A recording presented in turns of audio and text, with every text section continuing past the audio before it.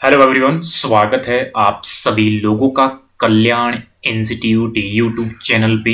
आज हम इस वीडियो के माध्यम से बैंडवैगन प्रभाव यानी कि बैंडवैगन इफेक्ट के बारे में जानने और समझने का प्रयास करेंगे।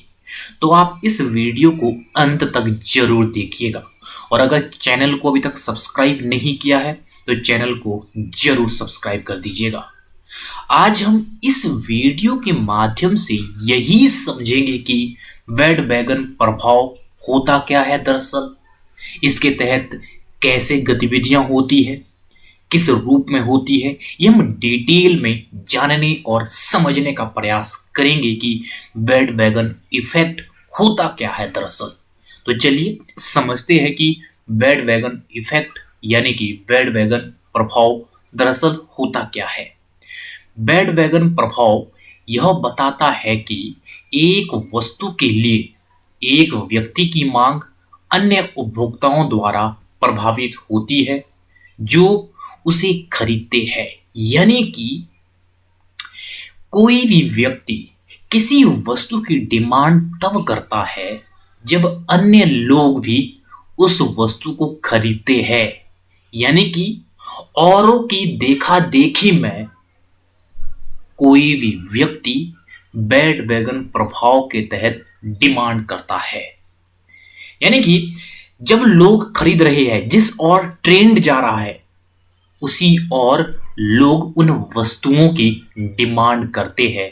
ये कहा गया है बैंडवैगन प्रभाव के तहत। यानी कि बैंडवैगन इफेक्ट वही है जब लोग जिस वस्तु की डिमांड अधिक करते हैं तो अन्य लोग भी, कोई और उपभोक्ता भी उन्हीं वस्तुओं की डिमांड करता है। वो इसलिए करता है क्योंकि वो ट्रेंड उस तरह से समाज में चल रहा है।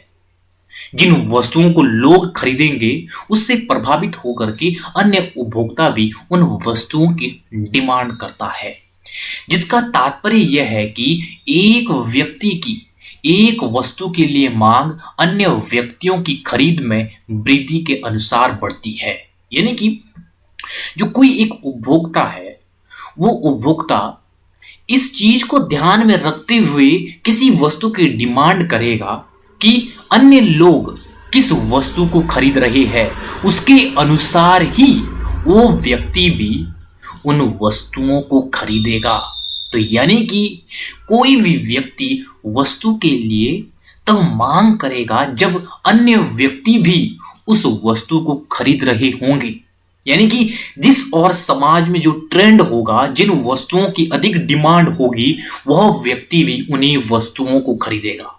और ये जो बैंडवैगन प्रभाव है ये किस तरह से फैशनेबल वस्तुओं में, स्टाइलिश वस्तुओं में और जो लोगों का जो शौक होता है उस और ये इंगित करता है। और उन स्थितियों में ही ये बैंडवैगन प्रभाव देखा जाता है।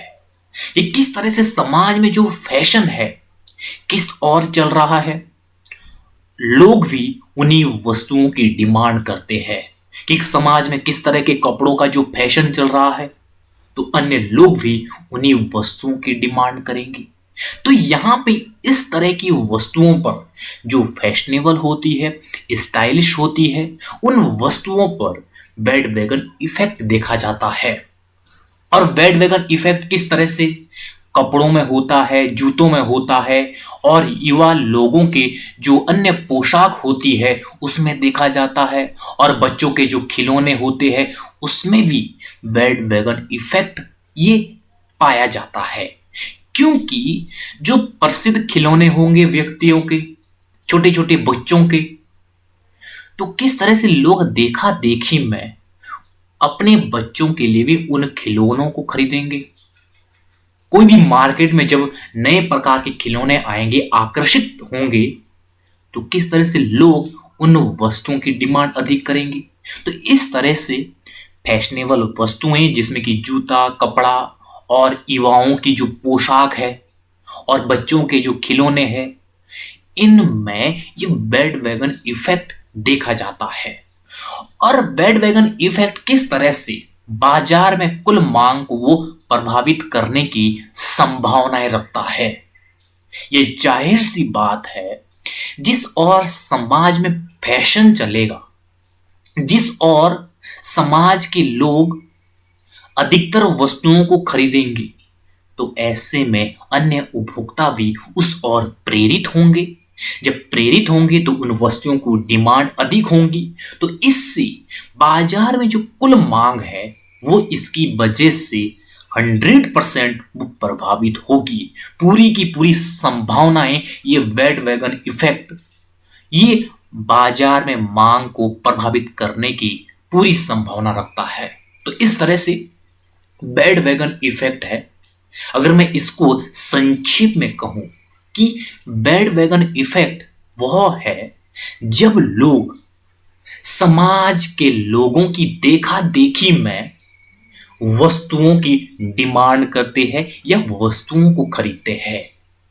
जिस और समाज का अधिकतर हिस्सा, अधिकतर लोग जिन वस्तुओं को खरीदते हो, जिन वस्तुओं का उपभोग करते हो, और यदि उसी के आधार पर अन्य व्यक्ति भी उन वस्तुओं की डिमांड करते हैं, तो वह ही बैंडवैगन इफेक्ट कहलाता है, यानी कि बैंडवैगन प्रभाव कहलाता है।